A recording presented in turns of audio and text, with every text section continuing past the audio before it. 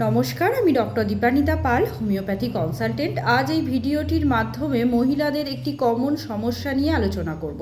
সেটি হচ্ছে যোনির fungal infection. এই যোনির ফাঙ্গাল ইনফেকশান এবং ইউরিনারি ট্র্যাক্ট ইনফেকশান কিন্তু সম্পূর্ণ আলাদা।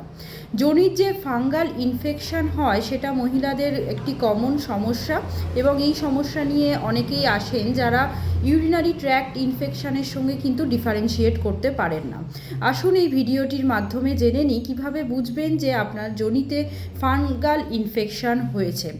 অর্থাৎ এই যে ফাঙ্গাল ইনফেকশান হচ্ছে তার মেন কারণ হচ্ছে আমাদের যে ক্যান্ডিডা অ্যালবিকান্স নামক যে ছত্রাকটা সাধারণত এফেক্টেড করছে আমাদের ভালভো ভ্যাজাইনাল যে এরিয়া আছে তার মধ্যে, এবং সেই জায়গায় আমাদের যখনই এফেক্টেড করছে বিভিন্ন রকম সিমটমস দেখা যাচ্ছে। তার মধ্যে যেমন আপনাদের একটা সাদা স্রাব, দইয়ের মতো একটা সাদা স্রাব হতে পারে। তার পাশাপাশি যোনি বলুন এবং যোনির চারিপাশে বলুন একটা চুলকানি ভাব থাকতে পারে।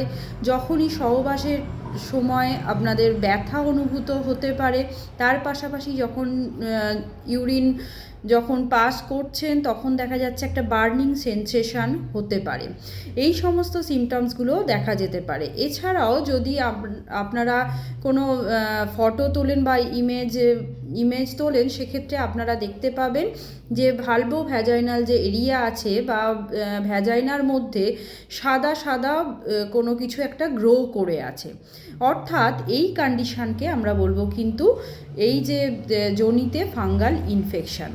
এই যে ইনফেকশানটা সাধারণত মেন যে কজটা হয় আমাদের যে ভ্যাজাইনাতে যে পিএইচ আছে তার যখন ডিসব্যালেন্স হয়, সেক্ষেত্রে কিন্তু এই ফাঙ্গাল ইনফেকশানটা দেখা যায় অতিরিক্ত গ্রো করে যাচ্ছে। এমনি ন্যাচারালি আমাদের কিন্তু ফাঙ্গাস থাকেই, কিন্তু যখনই সেটা বেশি পরিমাণে গ্রো করে যায় সেক্ষেত্রে কিন্তু আপনাদের প্রবলেম সৃষ্টি হতে পারে।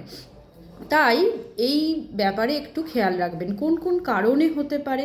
সাধারণত ওই এরিয়াটা মানে হচ্ছে ভালভো ভ্যাজাইনাল এরিয়া বলুন বা আপনাদের ভ্যাজাইনাটা যদি ওয়েট রাখেন মানে আর্দ্র রাখেন, চারপাশটা যদি আর্দ্র থাকে, সেক্ষেত্রে কিন্তু আপনাদের এই ছত্রাকের ইনফেকশানটা গ্রো করতে পারে। তার পাশাপাশি যখন গর্ভাবস্থায় হরমোনাল বিভিন্ন রকম চেঞ্জেস হয়, সেক্ষেত্রেও কিন্তু আপনাদের প্রেগনেন্ট লেডিদের এই সমস্যাটা দেখা যেতে পারে। ডায়াবেটিস যদি অনিয়ন্ত্রিত অবস্থায় থাকে সেক্ষেত্রে দেখা যেতে পারে।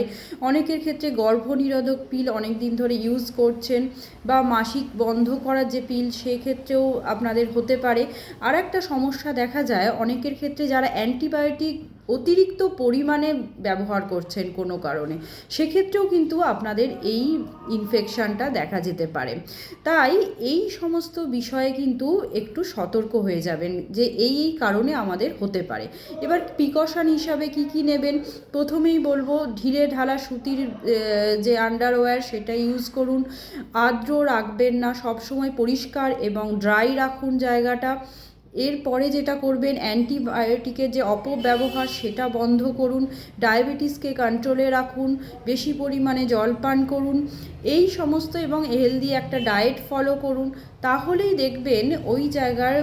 এছাড়াও আরেকটা যে পয়েন্ট হচ্ছে আপনাদের সুগন্ধি যে সাবান অনেকে ইউজ করেন পরিষ্কার করার জন্য, সেটা কিন্তু একদমই করবেন না। সেক্ষেত্রেও কিন্তু আপনাদের যে ভ্যাজাইনাল পিএইচ কিন্তু ডিসব্যালেন্স হয়, এটাও কিন্তু খেয়াল রাখবেন।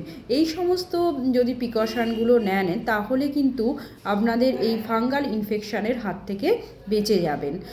আর অবশ্যই ইউরিনারি ট্র্যাক্ট ইনফেকশানের সঙ্গে কিন্তু এটার ডিফারেন্সিয়েট করবেন এইভাবে। নমস্কার, সবাই ভালো থাকবেন এবং সুস্থ থাকবেন। আশা করি ভিডিওটি হেল্পফুল হবে। যদি হেল্পফুল হয়ে থাকে অবশ্যই চ্যানেলটিকে সাবস্ক্রাইব করবেন। ফেসবুক থেকে যারা দেখছেন অবশ্যই ফলো করে রাখবেন। নমস্কার।